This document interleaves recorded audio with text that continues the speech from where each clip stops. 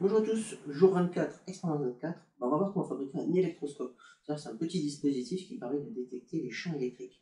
Donc, il va falloir du papier aluminium, du fil électrique en cuivre, donc il y a la gaine autour, mais la gaine n'est pas nécessaire, des ciseaux pour découper un petit peu tout, un pot à confiture et une feuille de papier. Allez, c'est parti. Alors voilà comment ça se présente. Alors d'abord, il faut enrouler le fil électrique, enfin une jolie spirale. Ensuite, elle passe à travers le papier. Et là, vous vous débrouillez pour faire un petit crochet. Et vous allez accrocher deux petits papiers aluminium rectangulaires. Alors, pour faire le trou, vous prenez un petit cure-dent, vous faites le trou, et puis après, vous le passez par le crochet. Et surtout, vous dénudez le fil pour qu'il y ait vraiment un contact électrique entre les deux métaux, l'aluminium et le cuivre. Voilà. Une fois que ceci c'est fait, alors le papier, pardon, il est juste là pour permettre au dispositif de tenir sur le pot à confiture. Alors attention, il ne faut pas que le papier touche au fond, sinon ça va faire des frottements et ça va pas marcher. Et voilà, donc vous avez un magnifique électroscope, et maintenant on va voir que ça fonctionne. Allez, c'est parti.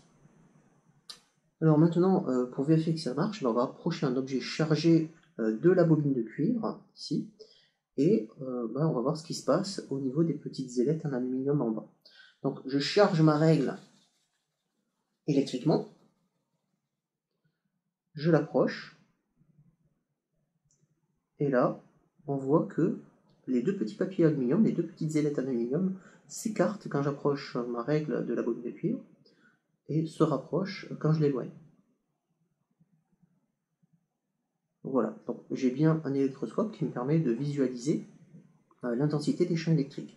Plus le champ est intense, plus les ailettes s'écartent, plus il est faible, plus ça se rapproche. Alors maintenant, comment ça marche? Alors ce qu'il faut comprendre, c'est tout simple, c'est que une fois qu'on approche un objet qui est chargé électriquement, alors on va prendre un exemple négatif, si je l'approche, les électrons qui sont négatifs dans le fil de cuivre et qui sont libres de bouger, puisque c'est un métal, vont être repoussés par les charges négatives qui sont ici. Du coup, tous les électrons vont descendre et vont aller charger les feuilles de papier aluminium. Du coup, les deux feuilles se retrouvent chargées négativement. Négatif, négatif, ça c'est le repousse. Les feuilles s'écartent.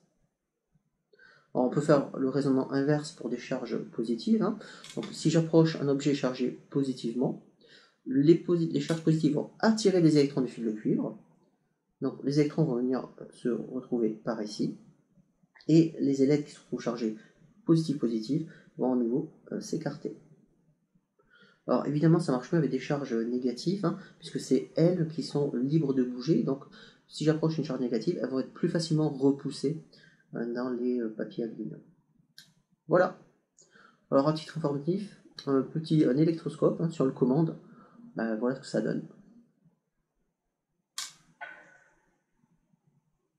Bien, et voilà, vous pouvez fabriquer vos propres électroscopes pour une somme tout à fait modique, puisque le pot à confiture, on peut prendre le pot que vous voulez, et le fil de cuivre, donc j'ai pris quand même une sacrée longueur de fil de cuivre, mais on peut faire avec beaucoup moins, et ça marche tout aussi bien.